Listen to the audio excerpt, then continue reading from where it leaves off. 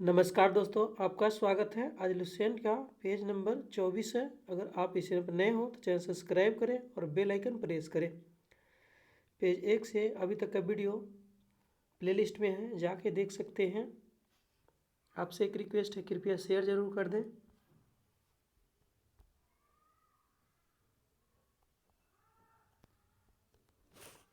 Ibn Battuta की पुस्तक रहेला में मोहम्मद तुगलक के समय की घटनाओं का वर्णन है। पूछा जाएगा यहाँ से क्वेश्चन, जो रहेला पुस्तक है उसमें क्या है। जो उसमें इब्न बतूता के पुस्तक जो रहेला है उसमें क्या है, मोहम्मद तुगलक के समय की घटनाओं का वर्णन है। मतलब रहेला को किसने लिखा? इब्न बतूता ने। इसने अपनी पुस्तक में विदेशी व्यापारियों के आवागमन, डाक चौकियों की स्थापना यानी डाक व्यवस्था एवं गुप्तचर व्यवस्था के बारे में लिखा है। और इस पुस्तक में क्या है दोस्तों? आवागमन, व्यापारियों की आवागमन, डाक चौकियों की स्थापना और गुप्तचर व्यवस्था के बारे में लिखा है। मोहम्मद तुगलक ने जिन प्रभा शुर नामक जैन साधु के साथ विचार विमर्श किया था। मोहम्मद तुगलक ने जिन प्रभा शुर नामक जैन साधु के साथ जो है विचार विमर्श किया था। मोहम्मद बिन तुगलक की मृत्यु 20 मार्च 1351 को सिंध जाते समय ठट्टा के निकट हुई। ठीक, ठट्टा के निकट जो है गोडाल में हो गई। मतलब पूछा जाएगा यहाँ से क्वेश्चन, मोहम्मद बिन तुगलक की मृत्यु कब हुई? 20 मार्च 1351 में। और कहाँ पे? गोडाल में, ठट्टा के निकट गोडाल में हुई। मोहम्मद बिन तुगलक के शासनकाल में दक्षिण में हरिहर एवं बुक्का नामक दो भाइयों ने 1336 में स्वतंत्र राज्य विजयनगर की स्थापना की। अब यहां से क्वेश्चन बनता है, विजयनगर की स्थापना किसने की? हरिहर एवं बुक्का ने। और पूछा जाएगा क्वेश्चन, विजयनगर की स्थापना कब हुई? 1336 ईस्वी में। मोहम्मद बिन तुगलक के शासनकाल में जो है दक्षिण में हरिहर एवं बुक्का ने, दो भाइयों ने मिलकर विजयनगर की स्थापना की 1336 ईस्वी में। महाराष्ट्र में अलाउद्दीन बहमन शाह ने 1347 ईस्वी में स्वतंत्र बहमनी राज्य की स्थापना की। महाराष्ट्र में अलाउद्दीन बहमन शाह ने 1347 ईस्वी में स्वतंत्र बहमनी राज्य की स्थापना की। पूछा जाएगा यहाँ पे, बहमनी राज्य की स्थापना किसने की? अलाउद्दीन बहमन शाह ने। देखिए ब से यहाँ पे अलाउद्दीन बहमन शाह और यहाँ से बहमनी राज्य। पूछा जाएगा क्वेश्चन, बहमनी राज्य की स्थापना कब हुई? 1347 ईस्वी में। मोहम्मद बिन तुगलक की मृत्यु पर इतिहासकार बदायूनी लिखता है, अंततः लोगों को उससे मुक्ति मिली और उसे लोगों से।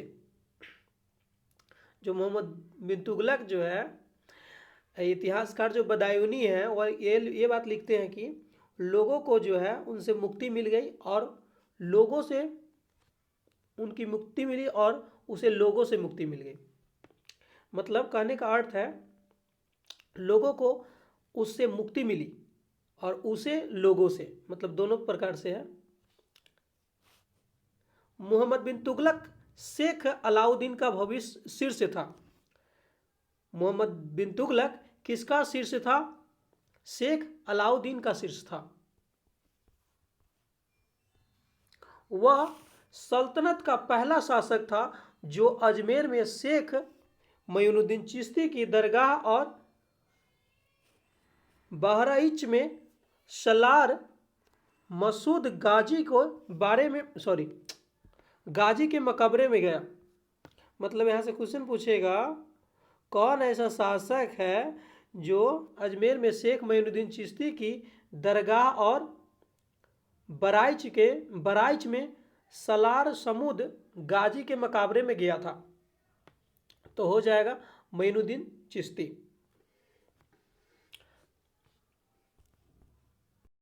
सॉरी फ्रेंड, मैंने यहाँ पे एक पॉइंट मिस कर दिया।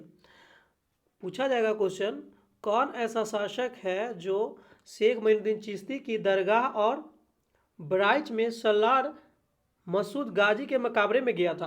तो यहाँ पे इसका आंसर होगा मोहम्मद बिन तुगलक। मोहम्मद बिन तुगलक। मोहम्मद बिन तुगलक ने बदायूं में मीरण, मुलहिम दिल्ली के में शेख निजामुद्दीन औलिया, मुल्तान में शेख रुकनुद्दीन, अजुधन में शेख मुल्तान आदि संतों के कब्र पर मकाबरे बनवाए। मतलब पूछेगा क्वेश्चन इस तरह, जैसे ऑप्शन दे देगा, दिल्ली के निजामुद्दीन औलिया, इसका मकाबरा किसने बनवाया? मोहम्मद बिन तुगलक ने। और मुल्तान का शेख रुकनुद्दीन का मकबरा किसने बनवाया? मोहम्मद बिन तुगलक ने। अजुधन में शेख मुल्तान का मकबरा किसने बनवाया? मोहम्मद बिन तुगलक ने। अब आइए अगला पॉइंट, फिरोज तुगलक का राज्याभिषेक थट्टा के नज़दीक 20 मार्च 1351 में हुआ। पुनः फिरोज का राज्याभिषेक दिल्ली में अगस्त 1351 को हुआ। मतलब फिरोज शाह तुगलक का 2 बार राज्याभिषेक हुआ है। एक हुआ, पूछा जाएगा क्वेश्चन, फिरोज शाह तुगलक का राज्याभिषेक कब हुआ? 20 मार्च 1351 में। और दूसरी बार फिरोज शाह तुगलक का राज्याभिषेक कब हुआ? अगस्त 1351 ईस्वी में। एक मार्च में हुआ, एक अगस्त में हुआ। खलीफा द्वारा उसे कासिम अमीर उल मोमिन की उपाधि दी गई। पूछेगा मोहम्मद बिन तुगलक को कौन सा उपाधि दिया गया? खलीफा द्वारा कासिम अमीर उल मोमिन की उपाधि दी गई। राजस्व व्यवस्था के अंतर्गत फिरोज ने अपने शासनकाल में 24 कष्टदायक करों को समाप्त कर केवल 4 कर रखा। खराज जिसको बोलते हैं लगान, खुम्स जिसको बोलते हैं युद्धों में लूट का माल, जजिया एवं करात को वसूल करने की आदेश दिया। यहाँ पे फिरोज शाह तुगलक ने जो है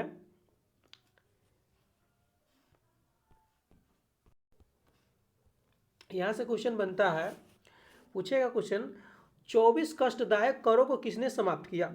फिरोज शाह तुगलक ने। और 4 कर कौन कौन रह गया फिरोज शाह के समय? खराज, खुम्स, जजिया, जकात। ये पूछता है दोस्तों, ध्यान दीजिएगा, यहाँ पे खराज मतलब लगान होता है, दे देगा खराज, इसका मतलब पूछ लेगा। खुम्स का मतलब पूछ लेगा युद्धों में लूटा माल, जजिया, जकात वसूल करने की आदेश दिया। फिरोज तुगलक ब्राह्मणों पर जजिया लागू करने वाला पहला मुसलमान शासक था। देखिए कितना अच्छा काम किया बेहुदा। फिरोज तुगलक ब्राह्मणों पर जजिया लागू करने वाला पहला मुसलमान शासक था। पूछेगा क्वेश्चन, कौन ऐसा शासक हुआ जो ब्राह्मणों पर जजिया कर लागू किया? पहले फिरोज तुगलक।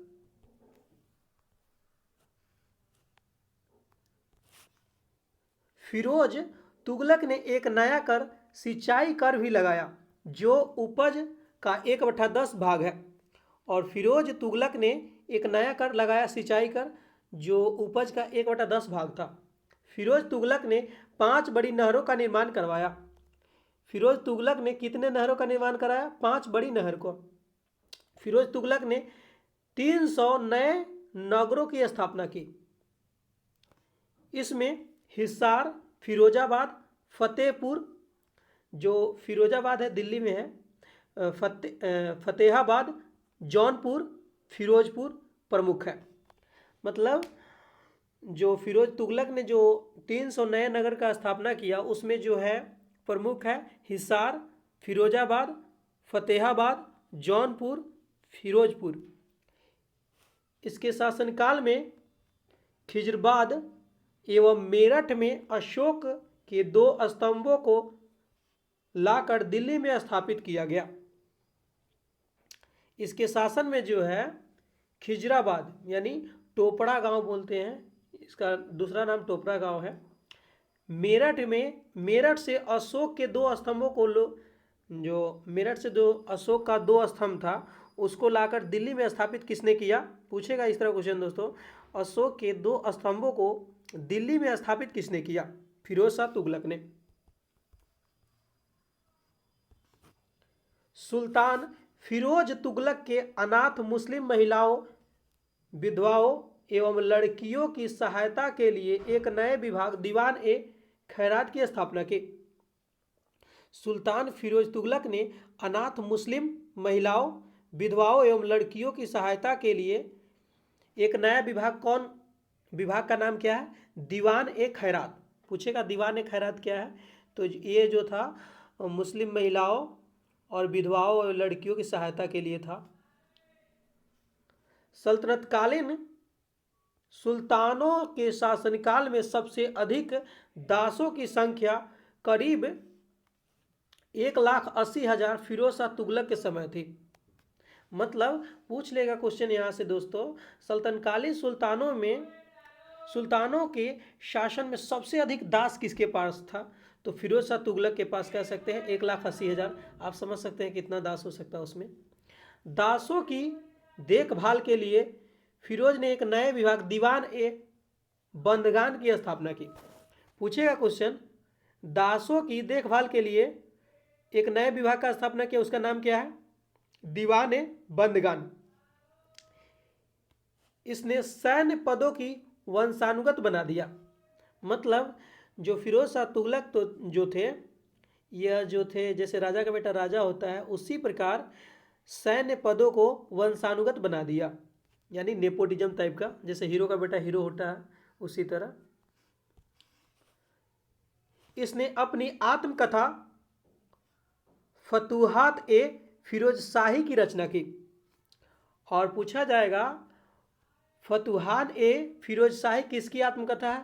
तो इसमें नामे में फिरोज दे दिया है, तो आप कह सकते हैं फिरोज तुगलक की। याद करने की कोई ज़रूरत नहीं है, ये ऑटोमेटिक ही याद हो जाएगा। फतूह शाह ए फिरोज शाही यानी फिरोज तुगलक। इसमें इसने जियाउद्दीन बर्नी एवं शम्स ए सिराज अफीफ को अपना संरक्षण प्रदान किया। पूछेगा क्वेश्चन, जियाउद्दीन बर्नी एवं शम्स ए सिराज को अफीफ को अपना संरक्षण प्रदान किया। मतलब इसका संरक्षण कौन कौन था? जियाउद्दीन बर्नी, शम्स ए सिराज। इसने ज्वालामुखी मंदिर के पुस्तकालय से लूटे गए 1300 ग्रंथों में से कुछ को फारसी में विद्वान उपाउद्दीन द्वारा उदायते फिरोज शाही के नाम से अनुवाद करवाया। मतलब जो फिरोज शाह तुगलक जो है ज्वालामुखी मंदिर पर से जो पुस्तक लूटा उसमें 1300 ग्रंथ थे। 1300 ग्रंथ का कुछ जो है फारसी में अनुवाद करवाया है। किसके द्वारा? उपाउद्दीन के द्वारा। और इसका नाम क्या है? दलायते फिरोज शाही। इसने चांदी एवं तांबे के मिश्रण से निर्मित सिक्के भारी संख्या में जारी किए, जिसे अर्धा एवं बिख कहा जाता था। पूछा जाएगा क्वेश्चन, चांदी एवं तांबे के मिश्रण से निर्मित सिक्के भारी मात्रा में जारी किए, उसे क्या क्या कहा जाता था? अर्धा एवं बिख। फिरोज तुगलक की मृत्यु सितंबर 1388 में हो गई। पूछेगा क्वेश्चन, फिरोज तुगलक की मृत्यु कब हुई? 1388 में। फिरोज काल में निर्मित खान ए जहां तेलगानी के मकबरा की तुलना जेरूसलम में निर्मित है उमर के मस्जिद से की जाती है। मतलब फिरोज काल में निर्मित खान ए जहां तेलगानी का मकबरा की तुलना जेरूसलम में निर्मित जो है उमर के मस्जिद से की जाती है।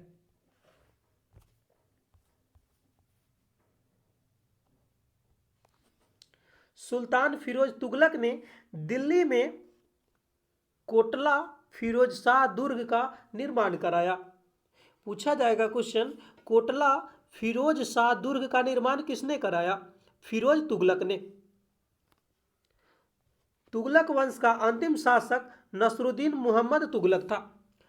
तुगलक वंश का अंतिम शासक कौन था? नसरुद्दीन मोहम्मद तुगलक।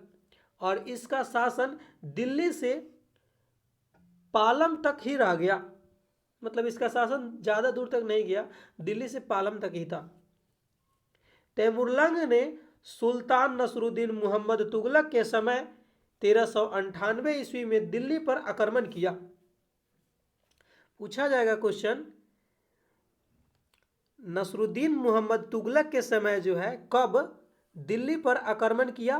तैमुरलंग 1398 ईस्वी में। नसरुद्दीन के समय ही मुल्लिक कुशक की उपाधि धारण की एक हिजड़ा मलिक सरवर ने जौनपुर के एक स्वतंत्र राज्य की स्थापना की। मतलब आप कह सकते हैं नसरुद्दीन के समय ही मलिक कुशक यानी पूर्वाधिपति की उपाधि जो है धारण की। पूछा जाएगा पूर्वाधिपति की उपाधि धारण किसने की? नसरुद्दीन मोहम्मद तुगलक ने धारण की। लेकिन और इसे क्या कहा जाता है? एक हिजड़ा सरवर, जो जौनपुर में एक स्वतंत्र राज्य की स्थापना की। आइए अगला पॉइंट है, सैयद वंश 1414 से 1451 तक है। इसका भी ज़्यादा देर तक नहीं है। सैयद वंश का संस्थापक खिज्र खां था। पूछा जाएगा सैयद वंश का स्थापना किसने किया? खिज्र खां। इसने सुल्तान की उपाधि न धारण करके अपने को रैयत ए आला की उपाधि में खुश रखा। और जो है जो ये सैयद वंश के जो खिज्र खां थे, अपने को जो है सुल्तान नहीं मानते थे, ये अपने को रैयत ए आला की उपाधि धारण की। पूछा जाएगा रैयत ए आला की उपाधि धारण किसने की? खिज्र खां। खिज्र खां तैमुरलंग के सेनापति था। पूछा जाएगा खिज्र खां किसका सेनापति था? तैमुरलंग का। भारत से लौटते समय तैमुरलंग ने खिज्र खां को मुल्तान, लाहौर, दीपालपुर के शासक नियुक्त किया। मतलब जो खिज्र खां जो है तैमुरलंग का सेनापति था, भारत से जब लौटते समय तैमुरलंग ने क्या किया? खिज्र खां को मुल्तान, लाहौर और दीपालपुर का शासक नियुक्त कर दिया। मतलब यहाँ से जब तैमुरलंग जा रहा था तो खिज्र खां को यहाँ का जो है शासक बना के चला गया। खिज्र खां नियमित रूप से तैमूर के पुत्र शाहरुख को कर भेज करता था। मतलब जो है खिज्र जो है नियमित समय से, मतलब एक समय के अनुसार जो है तैमूर के पुत्र के शाहरुख को कर देता था, मतलब कर भेजा करता था, क्योंकि उसी के पापा ही नहीं थे इनको शासक बनाया था। अब यहाँ से एक और क्वेश्चन बनता है, शाहरुख किसके पुत्र थे? तैमुरलंग के। शाहरुख के पिता का नाम क्या है? तैमुरलंग। खिज्र खां की मृत्यु 20 मई 1421 में हो गई। पूछा जाएगा क्वेश्चन, खिज्र खां की मृत्यु कब हो गई? 20 मई 1421 में। खिज्र खां के पुत्र मुबारक खां ने शाह की उपाधि धारण की। और जो खिज्र खां के पुत्र का नाम क्या था? शाह। मुबारक खां था नाम, सॉरी, खिज्र खां के पुत्र का नाम मुबारक खां था, जिसने जो है शाह की उपाधि धारण की। पूछा जाएगा क्वेश्चन, शाह की उपाधि धारण किसने की? मुबारक खां ने। याहिया बिन अहमद सरहिंदी को मुबारक खां का संरक्षक प्राप्त था।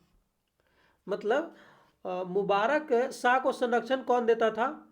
अहमद, जो याहिया बिन अहमद सरहिंदी, बड़ा नाम है इनका काफ़ी। मुबारक शाह को संरक्षण कौन देता था? यहिया बिन अहमद सरहिंदी। इसकी पुस्तक तारीख ए मुबारक शाही में सैयद वंश के विषय में जानकारी मिलती है। और पूछा जाएगा तारीख ए मुबारक शाही किसने लिखा? मुबारक शाह ने। और इसमें किस वंश की जानकारी मिलती है? सैयद वंश की।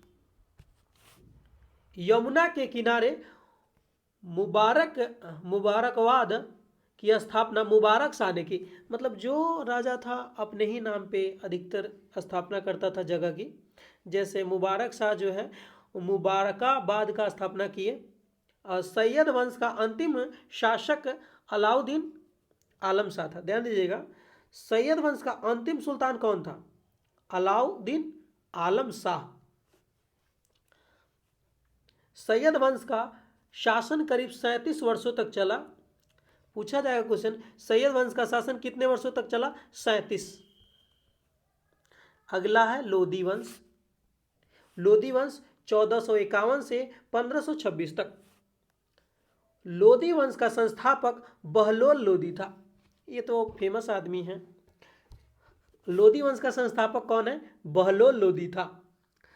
19 अप्रैल 1451 को बहलोल शाह गाजी की उपाधि से दिल्ली के सिंहासन पर बैठा था। अब यहाँ से पूछेगा क्वेश्चन दोस्तों, जो बहलोल शाह गाजी की उपाधि धारण किसने की? बहलोल लोधी ने। और कब? 19 अप्रैल 1451 को। दिल्ली पर प्रथम अफगान राज की स्थापना का श्रेय बहलोल लोधी को दिया जाता है। यहाँ से क्वेश्चन पूछा जाएगा, दिल्ली का प्रथम अफगान राज का स्थापना का श्रेय किसको दिया जाता है? बहलोल लोधी को। बहलोल लोधी ने बहलोल सिक्के का प्रचलन करवाया मतलब अपने ही नाम पे। आप ध्यान दीजिएगा यहाँ पे एक पॉइंट देखिएगा, जो भी राजा हुए या शासक हुए अधिकतर ज़्यादातर अपने ही नाम पे जो है स्थापना किए हैं। कुछ भी हो, सिक्के का हो या कह सकते हैं किसी स्थान का हो। बहलोल लोधी ने बहलोल सिक्के का प्रचलन करवाया। यह अपने सरदारों को मकसद ए अली कहकर पुकारता था। पूछा जाएगा बहलोल लोधी जो है अपने सरदारों को क्या कहते थे? मकसद ए अली। वह अपने सरदारों के खड़े रहने पर स्वयं भी खड़ा होता था। मतलब ये संस्कारी था बहलोल लोधी, देखा जा सकता है। जैसे होता है ना, जैसे हम लोग क्लास में इंटर करते हैं, सर क्लास में इंटर करते हैं तो हम लोग खड़े नहीं होते हैं, यह संस्कारी था। वह जो है अपने सरदारों को खड़े रहने पर स्वयं भी खड़ा रहता था।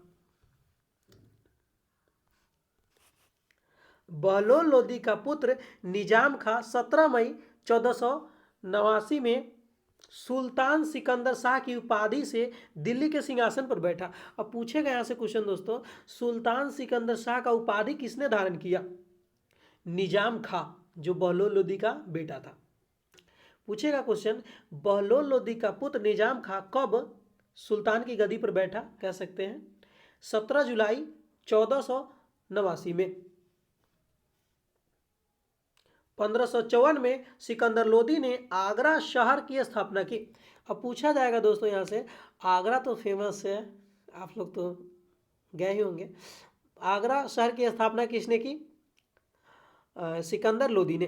पूछा जाएगा क्वेश्चन, आगरा शहर का स्थापना कब हुआ? 1504 ईस्वी में। भूमि के लिए मापन के प्रमाणिक पैमाना गजे सिकंदरी का प्रचलन सिकंदर लोधी ने किया। पूछा जाएगा क्वेश्चन, भूमि के लिए मापन प्रमाणिक पैमाना गजे सिकंदरी का प्रचलन किसने किया? सिकंदर लोधी ने। अच्छा काम किया है। लेकिन गुलरुखी शीर्षक के फारसी कविताएं लिखने वाला सुल्तान सिकंदर लोधी था। पूछेगा क्वेश्चन यहाँ से, गुलरुखी शीर्षक के फारसी कविताएं लिखने वाला सुल्तान कौन था? सिकंदर लोधी। सिकंदर लोधी ने आगरा को अपनी नई राजनीति बनाया।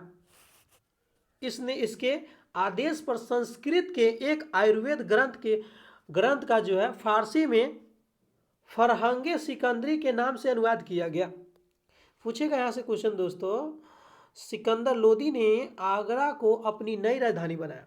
मतलब सिकंदर लोधी ने आगरा को राजधानी बनाया और इसके आदेश पर जो है संस्कृत का एक आयुर्वेद ग्रंथ जो है फारसी में फरहंगे सिकंदरी के नाम से अनुवाद किया गया।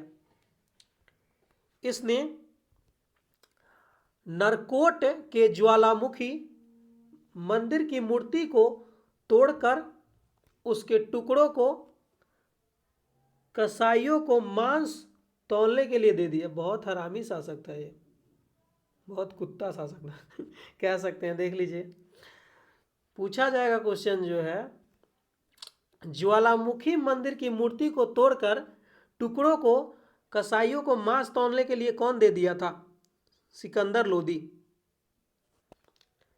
इसने मुसलमानों को तजिया निकालने एवं मुसलमान स्त्रियों के को पारों तथा संतों के मजार पर जाने पर प्रतिबंध लगा दिया था। देखिए क्या किया है। पूछा जाएगा कौन ऐसा शासक था जो मुसलमानों के तजिया निकालने एवं मुसलमान स्त्रियों को पीरों तथा संतों के मजार पर जाने से प्रतिबंध लगा दिया? सिकंदर लोदी। इसको तो हम भूल नहीं सकते हैं, क्योंकि बहुत हरामी शासक है। गले की बीमारी के कारण सिकंदर लोदी की मृत्यु 21 नवंबर 1517 को हो गई। गले की बीमारी के कारण जो है सिकंदर लोदी की मृत्यु 21 नवंबर 1517 को हो गई। अब भगवान की कोई मूर्ति तोड़ेगा तो उसको बीमारी तो होबे करेगा, सही सिंपल बात है। गले की बीमारी के कारण सिकंदर लोदी की मृत्यु कब हो गई? 21 नवंबर 1517 को। इसी दिन इसका पुत्र इब्राहिम शाह की उपाधि से आगरा का सिंहासन पर बैठा। पूछे जाएगा क्वेश्चन, इब्राहिम शाह की उपाधि धारण किसने किया? इब्राहिम ने, जो किसका पुत्र था? सिकंदर लोदी का। 21 अप्रैल 1526 को पानीपत के प्रथम युद्ध में इब्राहिम लोदी बाबर से हार गया। इस युद्ध में यह मारा गया। सही हुआ। पूछा जाएगा क्वेश्चन, पानीपत का प्रथम युद्ध कब हुआ? 21 अप्रैल 1526 को। यह तो सबको याद रहता है दोस्तों, 21 अप्रैल 1526 पानीपत का युद्ध। पूछा गया प्रश्न है दोस्तों, बिहार पुलिस में भी पूछा हुआ है और दरोगा में भी पूछा गया है। पानीपत का प्रथम युद्ध 21 अप्रैल 1526 को हुआ। इब्राहिम लोदी बाबर, और जो उसमें किसकी जीत हुई? बाबर की जीत हुई। पूछेगा यहाँ से क्वेश्चन, पानीपत का प्रथम युद्ध किसके किसके बीच हुआ? इब्राहिम लोदी और बाबर के बीच, जिसमें बाबर जीत गया और इब्राहिम को मार डाला। बाबर को भारत पर आक्रमण के लिए नियंत्रक पंजाब के शासक दौलत खां लोदी एवं इब्राहिम लोदी के चचा आलम खां ने दिया था। देखिए दोस्तों, यहाँ पे एक इंटरेस्टिंग पॉइंट है। बाबर को जो है भारत पर आक्रमण करने के लिए नियंत्रण जो है पंजाब के शासक दौलत खां लोदी एवं इब्राहिम लोदी के चचा जो है आलम खां ने दिया। मतलब उसके चचा ने इसको मरवाया, कह सकते हैं, इब्राहिम लोदी को। मोठ के मस्जिद का निर्माण सिकंदर लोदी ने वजीर द्वारा करवाया गया। मोठ के मस्जिद का निर्माण किसने करवाया? सिकंदर लोदी के वजीर ने।